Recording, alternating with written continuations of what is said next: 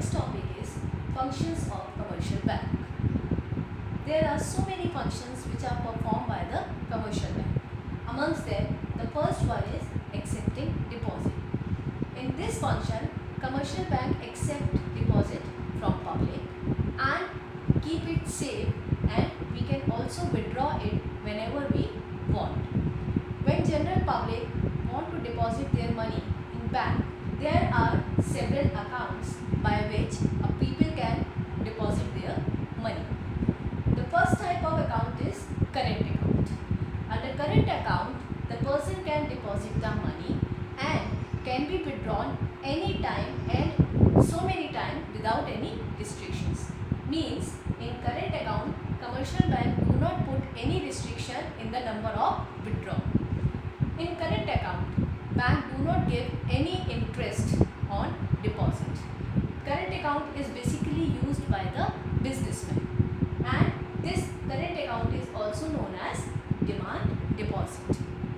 Another type of account is saving account. Saving account is the account in which people can deposit their money, especially it is opened by the households, and bank provides some interest on deposit. But there is restriction in withdrawal in saving account. As we all know, whenever we want to withdraw some amount, there is a some limit that we cannot withdraw more than 20,000 rupees per day. This happens in saving account. This restriction in saving account. But there is no restriction in withdrawal in current account. Saving account basically opened by the households. Next is fixed deposit. Under fixed deposit, person can deposit a lump sum amount for a particular time period, and he can withdraw or take the amount just after completing of the or after the maturity period only. In between, person cannot withdraw the amount. In fixed deposit, bank also provides good interest rate, and person can use its FD. In normal language we call it FD.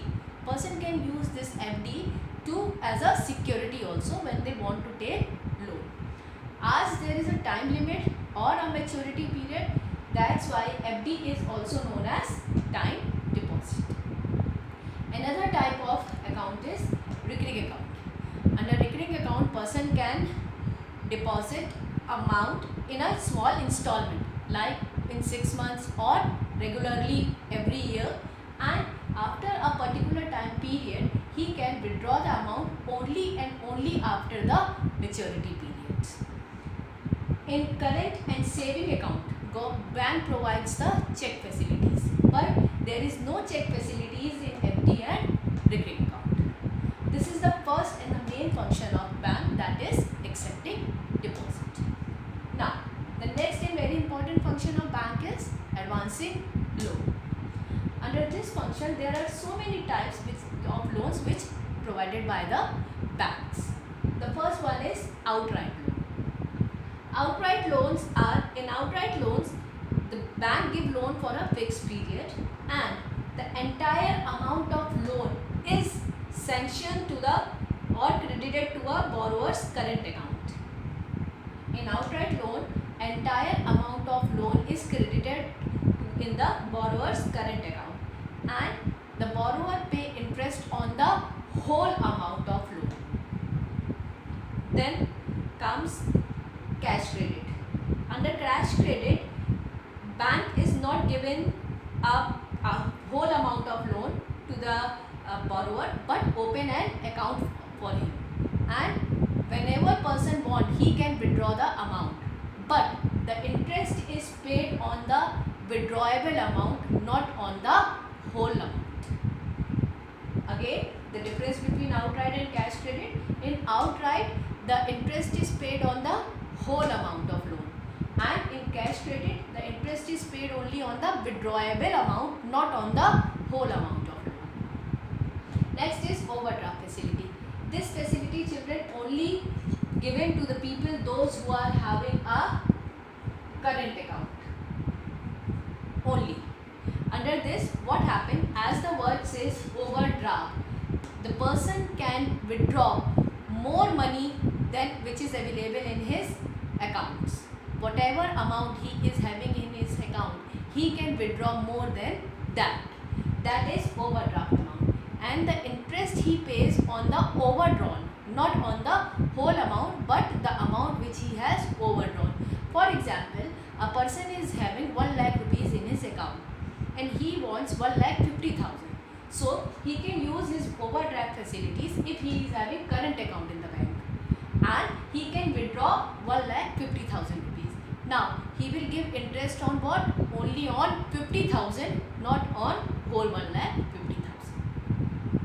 Then comes discounting bills of exchange. Under discounting bills of exchange, it is mainly used by the importers and exporter. Under this, a creditor draw bills on debtor when they do the transaction, and there is a maturity period of 90 days. Means the person can go and take the payment from the bank after completion of 90 days. But if creditor wants money before that, then or want advance payment, then he can go to the bank and discounts the bill, and the bank will pay the amount, but which will be less than the payment amount after charging some commissions. For example, the person had drawn 1 lakh rupees bill of exchange. Now before 90 days, the creditor wants the amount, so he will go and discount the bill of exchange. The bank will only give 90,000 rupees, and this is discounting, and deduct 10,000 rupees as his service charges or as his commission. This is discounting of bill of exchange.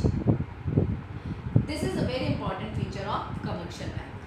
Now next feature is commercial bank can make payment on behalf of the customer.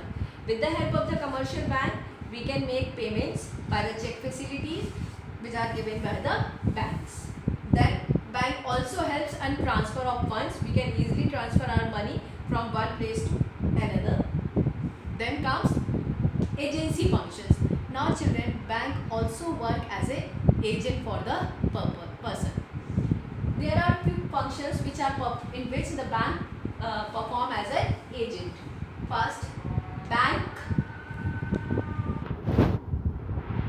as an agent collect fund. Commercial bank on behalf of their customer collect checks, drafts and bill of exchange. Second agency function, they also collect payments.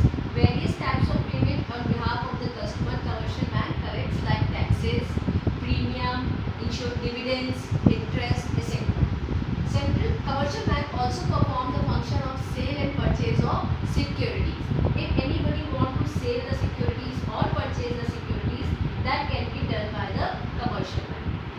Commercial bank also helps in exchange or buying and selling of foreign currency, which we have already studied that exchange banks and exim banks are the banks which helps the exporter and importers. Now, the last agency function of the commercial bank is commercial bank act as a trustee. And in this function, commercial bank can keep our will safe, and also after the death of the person execute his will and work as a trustee. These are the agency functions of the commercial bank. Sometimes in board examinations, children, these agency functions can be asked separately in 2 marks question. So whenever this question comes in 2 marks, you have to explain at least 4 points amongst them, then 4 functions of the commercial banks as an agent. This year in board examination, types of advancing of loan or the